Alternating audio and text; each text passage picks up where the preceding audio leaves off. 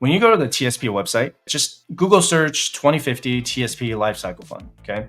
And what you need to do is just go down here at the bottom of the page, and it tells you the year-to-date return is 14%, 1 year return is 10%. So that would be from today, from last year to now. And in 3 years, it's 5.48%. In the last 5 years, 8.4%. And as far as what's in it, so it looks like it has about 18% bonds, and the rest of it is in stocks. So G is government, F is fixed income, C is S&P 500, S is a small cap, and I is international. By the way, did you know that almost 30% of Americans don't budget? Guys, whether you make $50,000 a year or $200,000 a year, the very first step of your financial independence journey is to create a budget. So I am so excited to announce my partnership with YNAB. YNAB is not just a budgeting app that can track your income and expenses, but it can even help you create a plan to pay down your student loans, car loans, personal loans, or credit cards a lot faster. Budgeting doesn't need to be stressful when you become intentional with your savings and spending. As a financial coach, I always recommend you give every dollar a job, and YNAB can help you do just that. So if you want to get out of the paycheck to paycheck cycle, get started with YNAB using the link in the description below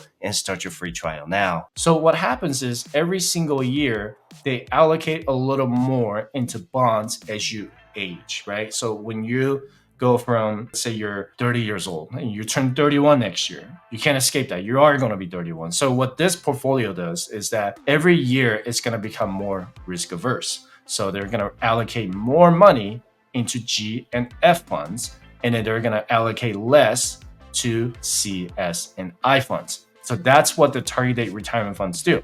Now, I'm guessing you're either in the military or in the federal government. TSP picks the life cycle fund for you now based on your current age. So if you turn 60 around the year 2050, then they picked Lifecycle Fund 2050. And there are other lifecycle funds too, as you can see, 2050, 2055, 2060, 2065. You don't have to do 2050. You can always choose 2055, 2060, 2065, whatever you want to do. But just remember, the higher the year goes, you have less allocated to the bonds because they're assuming that you're not going to turn 60 years old until the year 2060. So this one, it has about 1% in bonds and 99% in stocks. That's how you really look at it when you look at the target date retirement funds.